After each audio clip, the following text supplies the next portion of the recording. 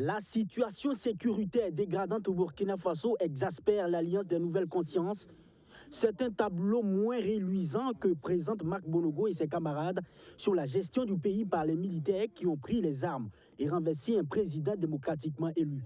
L'ANC signe d'abord que depuis le 24 janvier, alors que la majorité des Burkinabés s'attendaient à un nouveau départ pour sécuriser le pays, bien au contraire, l'insécurité a pris une proportion très inquiétante, ce qui a réjailli sur bien des secteurs sociaux. Les sites miniers qui se ferment, le prix des produits de grande consommation qui connaissent une hausse vertigineuse, le nombre de déplacés internes qui va crescendo.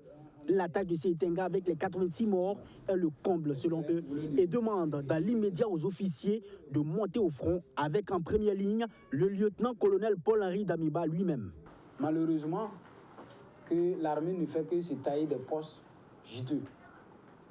Nous estimons que ça ne devrait pas être le cas. En principe, l'armée devrait se cantonner actuellement, se focaliser sur la libération du territoire. C'est-à-dire tous les généraux, tous les colonels-majors, les colonels, les lieutenants-colonels et autres devraient être actuellement au front. Le capitaine Thomas Sankara, nous ne l'avons pas connu, mais lorsqu'il y a eu la guerre de Noël, mais Thomas Sankara n'était pas un chef d'État de bureau. Il est descendu sur le terrain. Il a enfilé donc sa tenue militaire et il était au front avec ses hommes.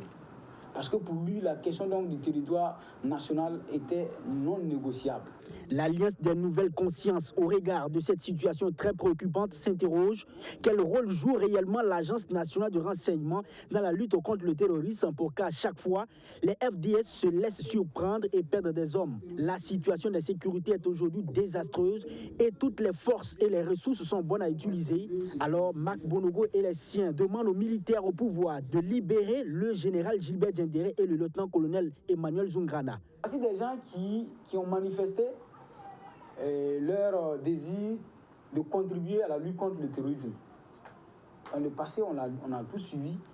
Le général, il a manifesté sa volonté de pouvoir contribuer à la lutte contre le terrorisme. Le lieutenant-colonel Zungrana, dont la compétence n'est plus à démontrer, il était sur le terrain de combat. Entre ceux qui ont tenté de faire un coup d'État pour gérer le pouvoir et celui qui l'a réussi, s'il y a par exemple à condamner.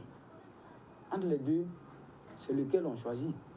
Il est de bon ton que nous essayons de taire nos divergences d'après eux-mêmes et nous mettre ensemble pour lutter contre le terrorisme. Face aux drames qui surviennent pratiquement tous les jours dans les localités, l'ANC demande aussi d'armer et former les populations au maniement des armes afin de se défendre et parer à toute éventualité en cas d'attaque et surtout de baisser sans condition et dans un bref délai les prix des denrées alimentaires sur le marché.